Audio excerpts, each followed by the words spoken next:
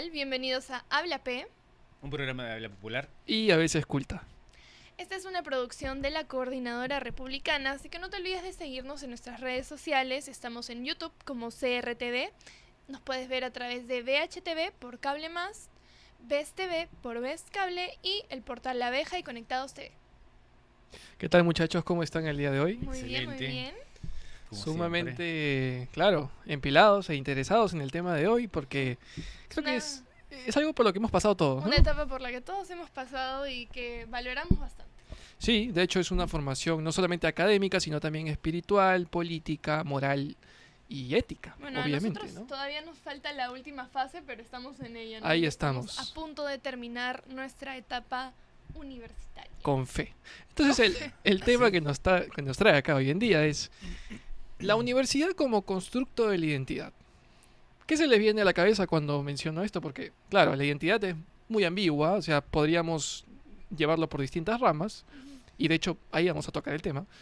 Pero ¿por qué la universidad creen ustedes que nos forma como personas?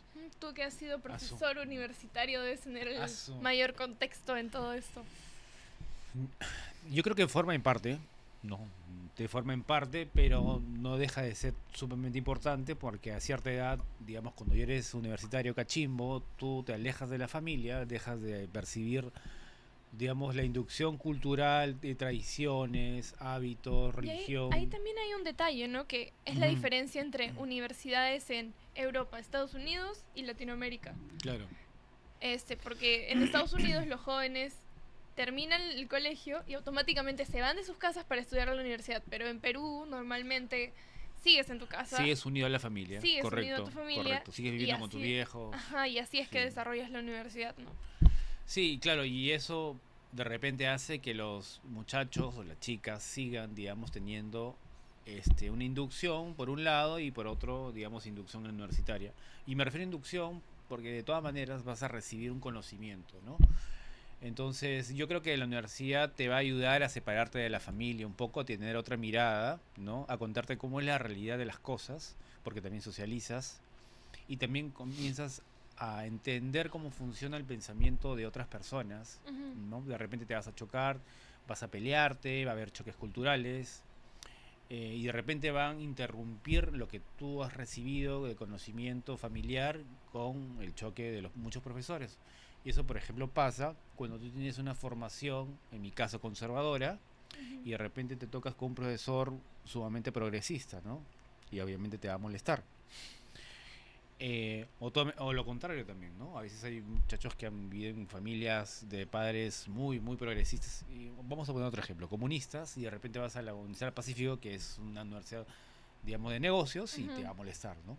Claro. ¿Pero tú crees que el propio tratamiento de pensamientos antagónicos, o sea, opuestos, es fructífero para la propia construcción de los jóvenes? Depende ¿O de tú cómo se dirías aborda, que ¿no? es muy relativo? O sea, yo creo que depende de cómo se aborda, porque si Sí. ambos personajes buscan un punto medio o algún punto de entendimiento, como que puede ser positivo. Pero si se va directamente al ataque dentro del debate, Sí. creo que lo Yo dificulta pienso que la mucho. universidad debe ser el perfecto lugar para que los jóvenes sepan aprender de la vida e independizarse. Debe ser un lugar donde te enseñen herramientas para que tú solo puedas enfrentarte al mundo. Y me parece negativo cuando hay profesores que te induzcan ciertos pensamientos recalcitrantes, ¿no? Viejos, antiguos, sobre todo relacionados a que tú eres un individuo que tienes que reclamarle al Estado muchas cosas para que el Estado te mantenga. No quiero decir ideologías exactas, pero en términos a mí me parece malísimo, por ejemplo, que hay ese tipo de introducción o inducción para la construcción de tu identidad, ¿no? Porque después, de repente, vas a creerle a ese docente y vas a pensar que el Estado tiene la, el deber, digamos, de mantenerte, ¿no? Y me parece eso desastroso. Eso no debe ser la misión de la universidad. Claro, debería independizarte, no hacerte dependiente de un ente Exactamente, la estatal universidad o de debe otras ser personas. esa instancia, ¿no? Esa casa de enseñanza para que seas un hombre libre y un hombre con poder para salir adelante sin depender de nadie, ¿no? Esto que hablas de la independización lamentablemente se ha visto interrumpido bastante, al menos en en nuestra generación, por lo de la pandemia, ¿no? Porque no hemos tenido el espacio de ir a un centro educativo, porque nosotros sabemos que es muy distinto estar en un aula con todos tus compañeros y que haya la facilidad de palabra de todos, esta interacción, a estar en tu casa encerrado con las mismas personas con las que has vivido Claro. desde toda tu infancia y, o sea, no poder interactuar de la misma manera. Entonces sí se ha visto acortada esta posibilidad, ¿no? Lamentablemente. Claro, y yo preguntaba lo primero que le dije a Enrique, porque yo tuve la posibilidad, y para mí sí fue fructífero ya, pero claro, es relativo, porque puede ser fructífero la confrontación de ideas siempre y cuando el que recibe la idea tenga una posición clara sobre cómo actuar ante cómo piensa el otro si es de manera diferente. ¿Por qué? Porque yo estuve en un curso, me acuerdo, Ya. en un curso de libro periodístico, que no tiene nada que ver con filosofía. ¿Libro periodístico? Libro periodístico es un curso que nosotros llevamos a la Ah, bueno. Nunca he universidad. escuchado de ese curso y estudiamos la misma carrera. Sí, sí, sí. Básicamente tú crear un libro, entre comillas, pero en función a ciertos parámetros que ejerce el periodismo, Full como escribir redacción. una crónica Ah, ok. con Ah, datos estilo sobre un... periodístico. Algo así. Lo que pasa es que son los nombres al fin y al cabo, ¿no? Pero es lo Sí, sí. mismo. Bueno, el punto es que el profesor no era filósofo, pero le interesaba la filosofía. Ok, Y para su mala suerte, a mí también me interesaba la filosofía. demasiado. Pero él partía de una filosofía más contemporánea. Yo diría que era más kantiano, porque de la nada estábamos conversando. Era mi primera clase con él, era virtual. Ah, Sí, era virtual. Y él comienza a hablar y decir, bueno, sí, porque en realidad hay cosas que no son evidentes. Yo diría que muchas cosas no son evidentes.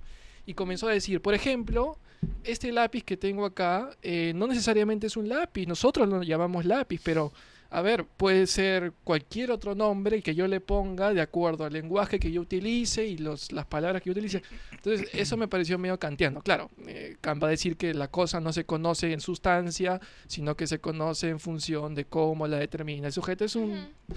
Pero todo no un deja tema. de ser Pero el objeto punto, que es. claro, no deja de ser. Y yo parto más de la filosofía tradicional, que la verdad se sustenta en función de la adecuación del enunciado con la realidad. Él era así. Yo era así. Ya, Yo pero era, kantiano. él era más kantiano. Entonces, cuando dijo eso, yo le empecé a decir, oye, pero esto es así, yo parto de este filósofo y yo considero que esto es así, y me comienza a refutar y a decir, no, pero yo creo que esto. Claro, su refutación ni siquiera era argumentada, ya, digamos, no era argumentada, sino que era una palabrería que, como si él estuviera tomando lo que él dice como la verdad última, ¿no? O sea, Ujú. como si fuera un veredicto lo que él está diciendo. Ujú. Y el problema es que todo el salón se quedaba callado escuchándolo y todo el mundo le decía, sí, sí, pues sí. Entonces, Claro, porque Claro. es el profesor, entonces, él tiene el poder ahí. entonces, claro. Pero yo le empecé a decir, no necesariamente, por esto y por esto y por esto. Entonces, lo que quiero llegar es que en realidad, si tú no estás preparado para de repente refutar o emitir una opinión contraria sobre una persona que debería tener la voz de autoridad porque es un profesor, pues evidentemente estás en todas las condiciones de perder y de adherir a una idea que no necesariamente es la correcta. Claro, y por eso es importante que también los profesores tengan esta... A ver, yo creo que los mejores profesores que he tenido en mi vida son los que decían que aprendían más de los alumnos que en toda su Exactamente, formación. exactamente. Porque el espacio de interacción es donde tú aprendes y conoces distintas perspectivas. E incluso los alumnos se pueden dar herramientas nuevas de educación, ¿no? Sí. Y saben que una cosa también es que a veces hay muchos profesores que abusan de cierto conocimiento y los alumnos, sobre todo los jovencitos, son como blancas palomitas, Claro, inocentes. porque cuando no sé, te explican las cosas con palabras tan rebuscadas Sí. o te explican toda una teoría, un marco teórico súper bien organizado, tú crees que, bueno, si lo han hecho con tanta precisión debe ser totalmente cierto, ¿no? Así Claro. es una idea totalmente descabellada. Ahí les quiero comentar una anécdota muy interesante. Yo fui profesor docente, eventualmente lo soy, pero ya no continuamente como antes. Y me acuerdo que estaba dando una clase de historia del arte en la cual estaba presentando, digamos, un movimiento artístico contemporáneo, pero no me había preparado para un movimiento anterior. Entonces tuve que improvisar, digamos, la clase, Ujú. ¿no? Y no hablé mucho de ese movimiento previo, que era muy interesante y era, digamos, el que abrió a todos. Entonces, al comunicar sobre el que le seguía, que me explayé mejor, los alumnos pensaron que ese movimiento ulterior, último, vanguardista, era lo máximo, ¿no? Era lo máximo y se quedaron con esa idea. Entonces, yo después en la siguiente clase tomé el que debía haberlo hecho mejor y no le dieron mucha bola. Entonces, ahí fue que me di cuenta que es importante cómo hay que tratar los temas, cómo hay que inducir a los alumnos porque ellos se pueden apropiar de eso y pensar que es lo máximo. Y sin embargo, hoy, ya siendo más viejo, y tengo la categoría de decirlo, las artes contemporáneas no me satisfacen, me parece que es una gran estafa, ¿no? Por mucho tiempo, hoy más que nunca, sobre todo los expertos en estética, ¿no? Que los hay, ya se han decidido a divulgar, ¿no? Sobre esta gran estafa. Y se está volviendo a apreciar la belleza, la simetría, las proporciones, la narrativa, ¿no? El que contar, y ya no tanto en estas cosas grotescas o amorfas o filosofía del arte, ¿no? Que a veces se vendía más la idea que el propio objeto. Entonces me puse a pensar cuántos profesores desgraciados harán a propósito cursos y temas para introducir y manipular a los alumnos y cómo se forma la impronta, ¿no? Ideológica del alumno. Sí, porque en la universidad se ve, bueno, al menos en mi universidad yo he visto bastantes profesores que tienen total libertad de cambiar la malla curricular y las humilla, todo lo que se supone que deben presentar. Lo pueden hacer de acuerdo a su perspectiva, lo pueden hacer, incluso pueden cambiar totalmente los temas de todo el curso e imponer todo lo que ellos piensan, ¿no? Y no siempre hay un control adecuado sobre eso. Sí. A veces resulta positivo porque te dan herramientas de trabajo, al menos en nuestra carrera, que es una carrera en la que, importa más lo que aprendes en el campo que a veces las clases teóricas, entonces puede ayudar, pero en otros casos se da una libertad peligrosa, hasta peligrosa. Vamos a seguir hablando de ese tema en la segunda parte porque es por un tema de tiempo. Pero el tema está interesante, de hecho vamos a continuar con eso. Vamos a una segunda parte.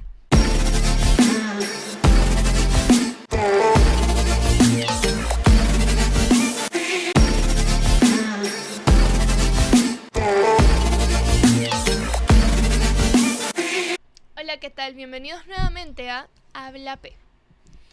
En esta segunda parte vamos a seguir comentando acerca de la peligrosidad que justamente hay por algunos profesores, pero al mismo tiempo vamos a darle el enfoque de cómo la universidad construye una identidad. Con lo que mencionaba Enrique, yo creo que es importante resaltar que sí, efectivamente los profesores, algunos profesores, cuando no argumentan adecuadamente lo que quieren explicar y lo ponen tajantemente como la última verdad, pues sí es peligroso. Porque claro, estamos adhiriendo un pensamiento que no necesariamente tiene un argumento lógico. Entonces solamente le damos la potestad de ser la última palabra porque, o sea, se recurre un poco a la falacia de autoridad, ¿no? O sea, porque lo dice el profesor, tiene que ser así. Cuando no necesariamente, ¿no? Pero yo recuerdo que esa vez, siguiendo este tema, del tema que estaba comentando, al final el profesor me dijo, bueno, efectivamente Nicolás y yo tenemos dos formas diferentes de acceder a la realidad. Claro, eso también habría que debatirse. Lo que pasa es que lo dejamos ahí porque, claro, ya no vamos a terminar. Tenía que seguir su clase. Claro, tenía que seguir su clase y al mismo tiempo ya la gente como que se estaba aburriendo. Pues, ¿no? Entonces lo dejamos ahí, pero ahí es donde te das cuenta también que si tú refutas de forma lógica y también tienes conocimiento respecto al tema, pues no es tan fácil dejarte engañar, ¿no? O sea, claro, no es tan fácil hacerle caso a una persona que no necesariamente tiene la última palabra. Entonces, si vas con argumentos, puedes incluso influir en el resto del salón, ¿no? Y no dejarte atropellar por las opiniones de alguien que normalmente se creería al 100% porque es la entidad, como la mayor entidad, ¿no? Dentro del salón. Claro, y yo considero que en eso la universidad es fructífera. Porque claro, es un espacio de habla pública abierta en la cual uno va construyendo justamente una identidad porque tiene la posibilidad de emitir una opinión personal. Y nadie se le va a juzgar por eso, ¿no? Seas marxista, seas materialista, seas idealista, seas relativista, seas lo que seas, puedes emitir una opinión, evidentemente atente a las consecuencias si es que la opinión que emites no tiene mayor argumento y solamente se cae en sí mismo, ¿no? Porque claro, tienes que estar abierto a debate también, ¿no? Por supuesto. Yo les quería contar una anécdota. porque a veces hay buenos profesores que te dejan pensando y que te ayudan a ser una mejor persona, Ujú. ¿no? Entonces, yo me acuerdo de un gran profesor que tuve en la universidad que no hablaba mucho. Me gustaba su clase porque no hablaba mucho y eran muchos ejemplos y videos que teníamos que ver y simplemente se debatía. Pero me pareció interesante cuando se quiso pelear con un alumno. El alumno era un alumno molesto y él le dijo que se largara porque si quiere hacer bulla puede hacerlo afuera, ¿no? Entonces se fue el alumno, tiró la puerta, Ay. asado, y el profesor dijo algo muy interesante que hasta ahora se me queda en la mente, que uno tiene la decisión de finalmente enojarse. Entonces nos dijo, cuando ustedes tengan un problema con una persona y pueden evitar enojarse, háganlo, porque es decisión de uno tener mala entraña. Si ese jovencito me hubiese entendido y no se hubiese enojado, no hubiese hecho eso y no estaría en este momento puteándome, ¿no? Como dicen los argentinos. Entonces eso me hizo pensar, ¿no? Para sobre todo tener control emocional. Porque al fin y al cabo nosotros podemos decidir no enojarnos, no ponernos tristes. O a veces uno cuando tiene un problema, no sé, ha fallecido algún amigo y solloza, pues, y tiene que guardar entereza, uno puede dejar de llorar, uno se autocontrola. De la misma forma puede hacerlo con la furia, con la ira. Ujú. Y eso se me quedó, mira. Y eso para mí me ha formado eso me pasó a los 19 años, ya tengo 42. Mira, entonces así como ven, estoy tranquilo, tengo esa filosofía, ¿no? Claro, Se las traspaso a ustedes. ese profesor sin querer te dio una herramienta de regulación emocional que, o sea, sí la he escuchado bastante porque yo sigo bastante psicólogos, no sé, me parece bien interesante Yo todo iba a ese psicólogos tema. también y nadie me lo dijo tan chévere como él. Sí, porque yo había visto que, por ejemplo, o sea, una técnica es no, o sea, bloquear el sentimiento y repetir la escena tal cual es. O sea, pensar en los hechos, más no en lo que Sí, te hacen sentir. Y de esa sí. forma desprender el hecho de Exacto, cómo es que tú puedes sentirte en ese momento, ¿no? Y sí, claro. sí, es una gran herramienta. Qué bueno que hayas tenido un profesor capaz de, Hermoso, hermoso. de Me has compartir hecho ese tipo de recordarlo ideas. Yo ahora. sí, yo sí considero, y justo una vez estuve hablando de eso con mi enamorada es psicóloga. Ah, ¿Ya? Y a veces conversábamos sobre estos temas de la psicología, etcétera, cómo es que uno es capaz de autosuprimir emociones, tal vez en algún momento. Pero yo sí tengo una opinión bastante particular y cuando yo se lo propuse, ella me dijo, bueno, sí, pues es cierto. Yo soy más, en ese sentido creo que adhiero un poco más al pensamiento de Heidegger, Martin Heidegger, un filósofo alemán, Ujú. que ¿y qué dice? habla justamente que, claro, él hace todo un estudio del ser, un estudio del ser, que para estudiar al ser habría que estudiar al ser humano porque es imposible estudiar el ser como tal, etcétera. Pero lo que quiero llegar es que el ser humano tiene justamente la capacidad de percibirse en la realidad, en primer lugar, por el estado de ánimo.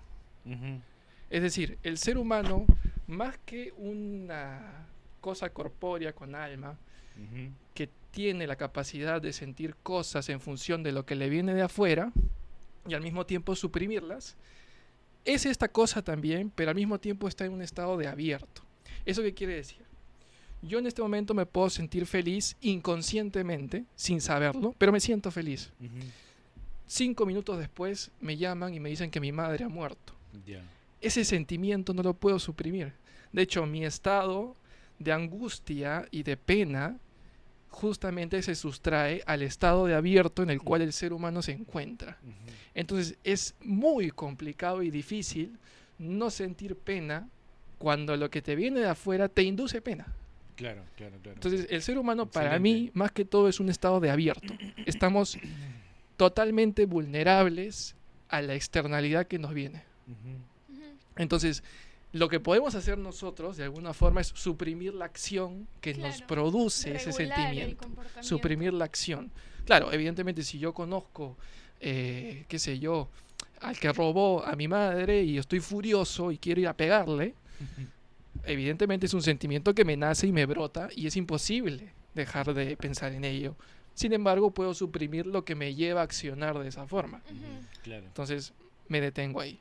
Es así como yo veo más que todo el sentimiento humano, ¿no? La psicología humana conforme Claro. actúa en una cotidianidad.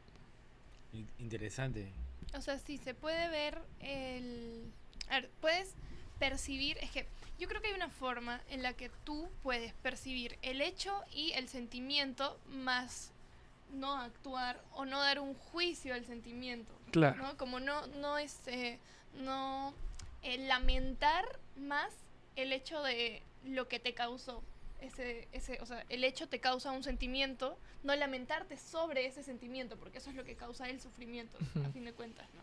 Y luego, o sea, en primer lugar eso, y en segundo lugar, regular tu accionar frente a eso. O sea, cuando tú tienes una emoción muy fuerte, cuando estás por ejemplo, en un salón de la universidad y alguien dice un comentario que te parece extremadamente hiriente o irrespetuoso, simplemente detenerte a Tu posterior acción. claro, a tu posterior acción y esperar a que esa sensación, ese sentimiento, porque a veces es un sentimiento que te genera mil sensaciones en el cuerpo de incomodidad física fuera de lo sentimental, y esperar a que eso pase, tener más claridad para recién actuar, tal vez, no sé, en una siguiente clase o unos 10, 20 minutos después, no ponerte un límite para tranquilizar eso.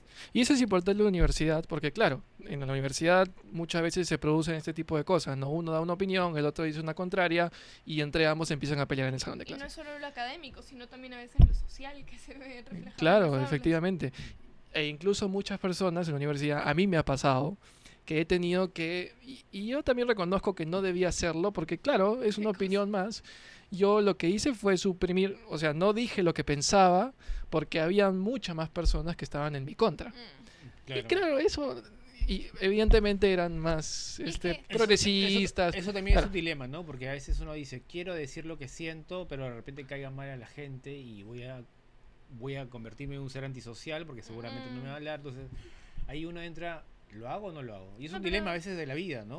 Pero Claro. sabes que a veces, o sea, bueno, yo creo que a veces es mejor demostrar que tú tienes un punto de vista distinto, porque ahí difieres, bueno, puedes diferir entre las personas que son capaces de tolerar una diferencia de opiniones y seguirse relacionando, porque normalmente esas son las personas que buscan un feedback, ¿no? Que constantemente buscan relacionarse con personas que piensen distinto para que su su campo de conocimiento crezca, ¿no? Y yo creo que esas son las personas que deberíamos tener a nuestro lado, los que, a pesar de pensar distinto, buscan una forma de educarse y entender mejor tu punto de vista, ¿no?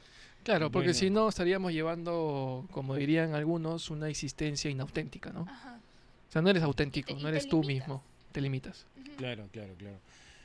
Bueno, esa sería la práctica de la democracia, un salón de clases, ¿no? Sí. Pero, bueno, yo creo que vamos volviendo al tema, ¿no? Enrumbándonos al tema de la construcción de la identidad.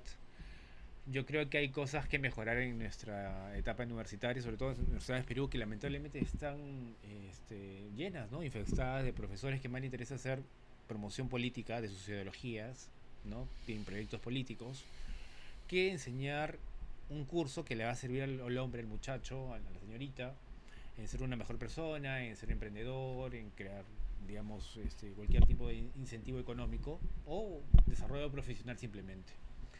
Entonces, ¿cómo hacemos para cambiar a esos docentes, no? Es muy importante pensando en esta construcción de identidad que posiblemente no lo tome en cuenta el Ejecutivo ni el Congreso, ¿no?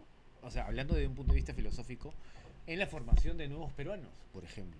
Bueno, eso creo que lo tendrían que hacer, o sea, tendría que haber una iniciativa de parte de los alumnos, ¿no? Del comité estudiantil, cada universidad debe tener su Pero comité desgraciadamente esos estudiantil. comités estudiantiles están inducidos por modelos sindicalistas de ciertos docentes que se convierten más en un club de Claro, sí. lloriqueos y Sí, protestas puede pasar.